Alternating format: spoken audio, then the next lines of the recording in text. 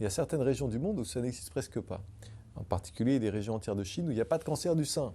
Ce qui est très étonnant quand on voit l'incroyable prévalence du cancer du sein en Occident. Il y a certaines régions où il n'y a pas de cancer de la prostate du tout, alors qu'aujourd'hui ça concerne énormément d'hommes dans nos sociétés. Donc que se passe-t-il?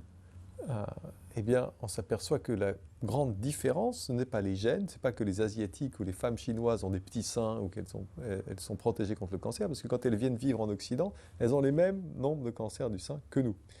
Il se passe qu'il y a une différence dans la manière de vivre, dans le mode de vie dans ces régions et dans les nôtres. Donc qu'est-ce qui a changé dans le mode de vie? Il faut le comprendre, puisque ce qui a changé dans le mode de vie en Occident depuis la Deuxième Guerre mondiale semble être un engrais pour le cancer. Il y a trois principaux facteurs que je décris dans mon livre. Le premier, c'est l'augmentation considérable de la consommation de sucre et de farine blanche raffinée, qui n'existait presque pas avant la Deuxième Guerre mondiale. Aujourd'hui, on est en France, au 19e siècle, on consommait à peu près 5 kilos de sucre raffiné par personne et par an. Aujourd'hui, en France, on est à 35, aux États-Unis, on est à 70, et en France, on est en train de rattraper les Américains. Donc bientôt, on sera nous aussi à 70.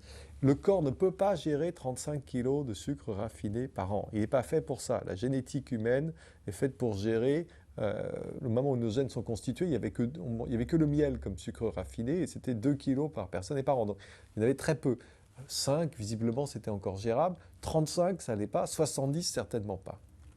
Et le cancer se nourrit avant tout de sucre. Le cancer, les cellules cancéreuses ont un métabolisme anormal et elles ont besoin du sucre pour leur survie. Quand on pompe du sucre en permanence dans l'organisme, on alimente directement la croissance des cellules cancéreuses. En plus de ça, le sucre crée de l'inflammation dans le corps. Et le cancer a besoin de l'inflammation, non seulement pour grandir, se multiplier, mais pour envahir les tissus avoisinants et se répandre dans l'organisme. Il a besoin de cette inflammation qui est alimentée directement par le sucre. Donc sucre, farine blanche, c'est-à-dire la baguette, malheureusement, c'est des choses très bonnes, c'est des choses qu'on aime, sinon il n'y aurait pas de problème. Mais la baguette, c'est du sucre blanc qui très très vite fait monter le taux de glucose dans le sang dès qu'on la mange. Les viennoiseries, les croissants, le pain au chocolat, des choses qu'on aime, hein, mais il n'y aurait pas de difficulté si ce n'était pas ça. Mais qui n'existent presque pas dans certaines régions de Chine où on ne mange pas de pain, on ne mange pas de viennoiserie et on ne mange presque pas de sucre raffiné blanc.